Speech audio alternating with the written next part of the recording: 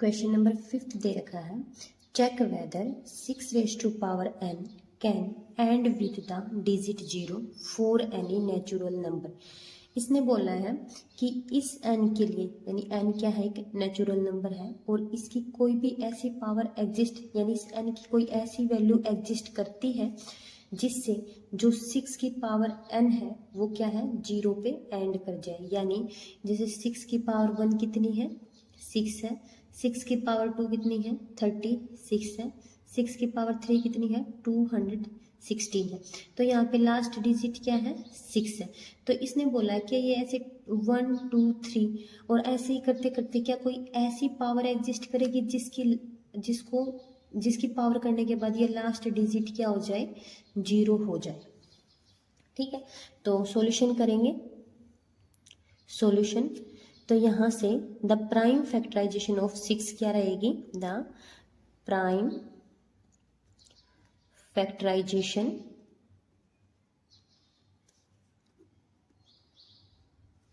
Six की prime factorisation क्या रहेगी, 2 × 3।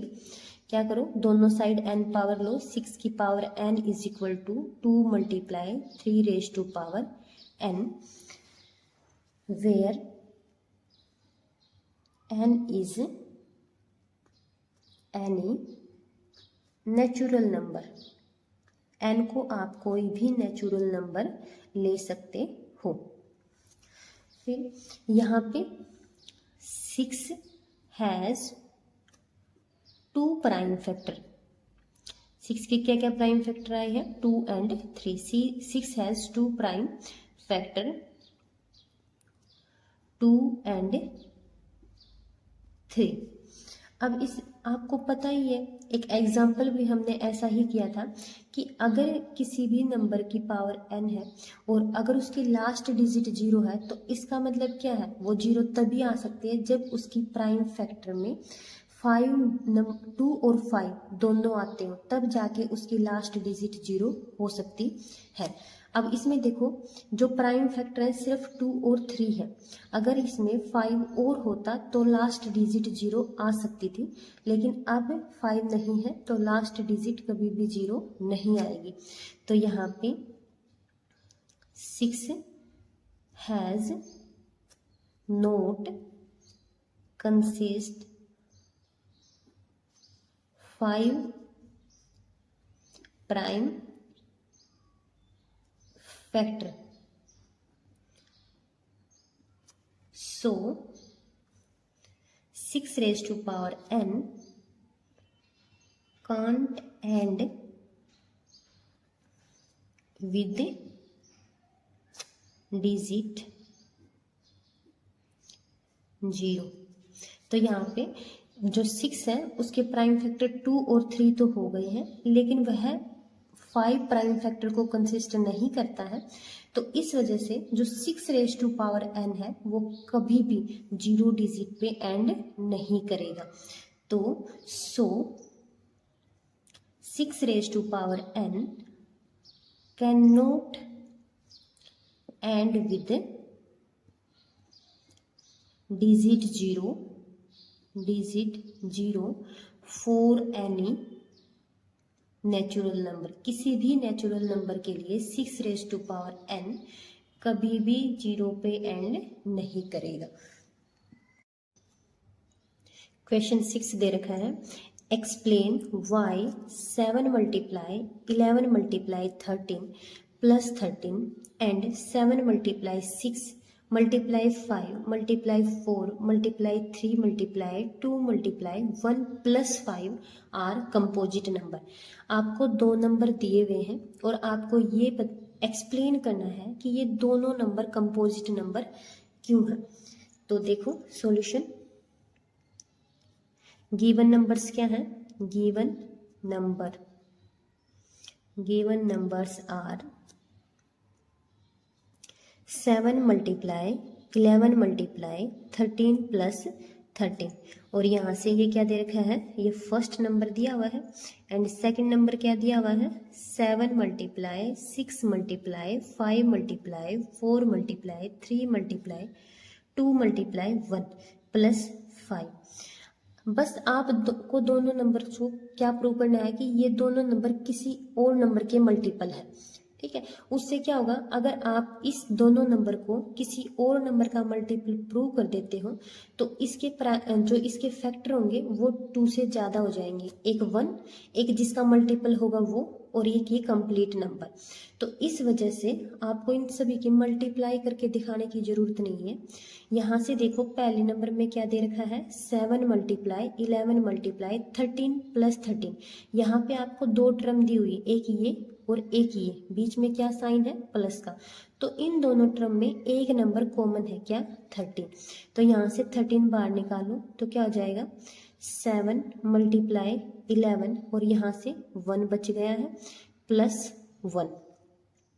तो यहाँ पे इस पूरे के पूरे नंबर को आप क्या मान लो, 13, इसको मान लो, मान लीजिए p मान लिया, तो यहाँ लिख दो let p is equal to 7 multiply 11 multiply 1 plus 1। ठीक है, ऐसे ही सेम इसमें करो। देखो ये आपको एक पूरी टर्म दी हुई है और एक ये 5 दिया हुआ है, दोनों में कॉमन क्या है, 5 है। तो यहाँ से 5 कॉमन निकालोगे तो क्या बच जाएगा, 7 multiply 6 multiply 4 multiply 3 multiply 2 multiply 1। अब देखो 5 बाहर निकाल दिया था तो इस वजह से मैंने इसमें 5 इंक्लूड नहीं किया है, प्लस 1। तो यहाँ पे आप इसको क्या मान लो, पूरी की पूरी टर्म को q मान लो। तो q इज इक्वल टू क्या हो गया है, 7 multiply 6 multiply 4 multiply 3 multiply 2 multiply 1 plus 1। देखो अब यहाँ पे जो ये नंबर दिया हुआ है पूरा, इसका क्या है, एक फैक्टर 1 है, एक 13 है और एक पूरा ये 13p है। ठीक है, और यहाँ पे इसका जो अगर हम फैक्टर करेंगे तो क्या हो जाएगा, एक 1 हो गया है, एक 5 हो गया है और एक ये 5q हो गया है, 2 से ज़्यादा फैक्टर हो गए हैं। तो इस वजह से ये दोनों के दोनों क्या रहेंगे, कंपोजिट नंबर रहेंगे। यहाँ पे हमने इसको 13 का मल्टीपल दिखा दिया है और यहाँ पे हमने इसको 5 का मल्टीपल दिखा दिया है। तो यहाँ से equation number first and equation number second, तो यहाँ से फ्रॉम फर्स्ट एंड सेकंड, फर्स्ट और सेकंड से क्या दिखा दिया हमने कि गिवन नंबर्स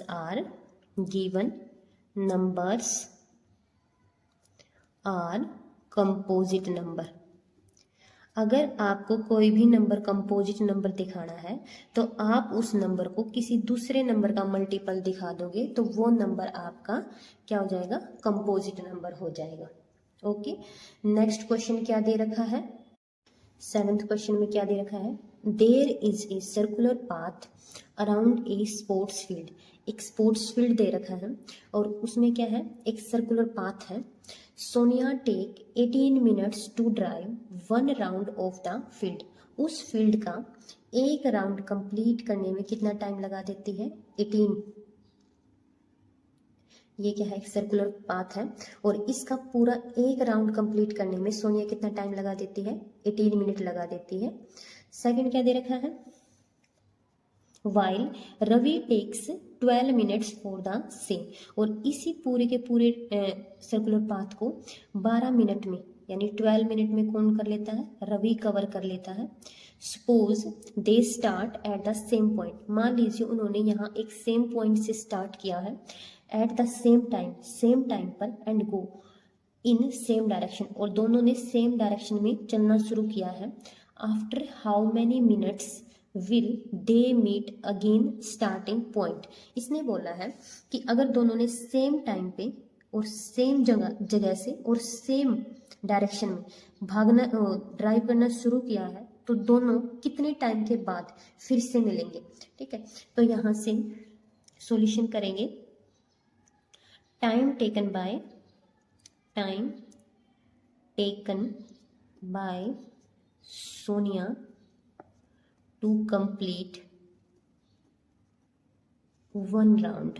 एक राउंड कंप्लीट करने में सोनिया द्वारा कितना टाइम लिया गया है, 18 मिनट्स। वही time taken by Ravi to complete 1 round. एक राउंड को कंप्लीट करने में रवि कितना टाइम लेता है, 12 मिनट्स। ठीक है, तो इसने बोला है how many minutes will they meet again starting point, same point पे मिलने के लिए उन्हें कितना टाइम लगेगा। अब देखो इन दोनों की प्राइम फैक्टराइजेशन क्या रहेगी, 18 की करके देखो। 18 की प्राइम फैक्टराइजेशन रहेगी 2 मल्टीप्लाई 3 मल्टीप्लाई 3, और यहाँ से 12 की प्राइम फैक्टराइजेशन क्या रहेगी, 2 मल्टीप्लाई 3, 2 3 जा 6, 6 3 जा 18, 2 2 जा 4, 4 3 जा 18। ये क्या है, प्राइम फैक्टराइजेशन है 18 की और 12 की। तो यहाँ से 1 मिनट के लिए मैं मान लूँ कि हमें इन दोनों को HCF निकालना है। अगर आप इन दोनों का HCF निकालोगे तो यहाँ पे मिनिमम पावर कितनी रहेगी, 2 की मिनिमम पावर कितनी है, 2 की power 1 and 3 raise to power 2, और यहाँ पे 2 raise to power 2 and 3 raise to power 1, यानी 2 दोनों में कॉमन क्या है, 2 है, तो इसकी मिनिमम पावर 1 है, और दोनों में 3 भी है, तो दोनों की मिनिमम पावर ले लेंगे तो 6 मिनट आ जाएगा। अब आप बताओ, एक आदमी 18 मिनट में एक राउंड कंप्लीट करता है और एक 12 मिनट में, यानी एक की स्पीड ज़्यादा है और एक की कम है, क्या वो 6 मिनट के बाद दोबारा मिल सकते हैं? अगर एक ने भागना शुरू किया और एक आगे निकल गया है और दूसरा उससे कम स्पीड से भाग रहा है, तो क्या ये 6 मिनट के बाद मिलेंगे? नहीं, ये कम से कम एक राउंड कंप्लीट करके वापस आएगा, तब जाके ये इस दूसरे के साथ में आ सकता है। यानी हम HCF तो नहीं लेंगे, तो हमें क्या लेना होगा, LCM, यानी हम वो कम से कम टाइम लेंगे जिसपे ये दोनों आके मिलेंगे। तो यहाँ से LCM लेंगे हम 18 का और 12 का। तो यहाँ पे LCM लेंगे तो दोनों जो कॉमन फैक्टर है, यानी जो भी प्राइम फैक्टर दे रखे हैं उनकी मैक्सिमम पावर, तो यहाँ पर 2 की मैक्सिमम पावर कितनी है, 2, एंड 3 की मैक्सिमम पावर कितनी है, 2। तो यहाँ से क्या हो जाएगा, 2 2 जा 4 एंड 3 3 जा 9, तो क्या आ जाएगा, 36 मिनट। 36 मिनट के बाद ये दोनों फिर से मिलेंगे। तो यहाँ पे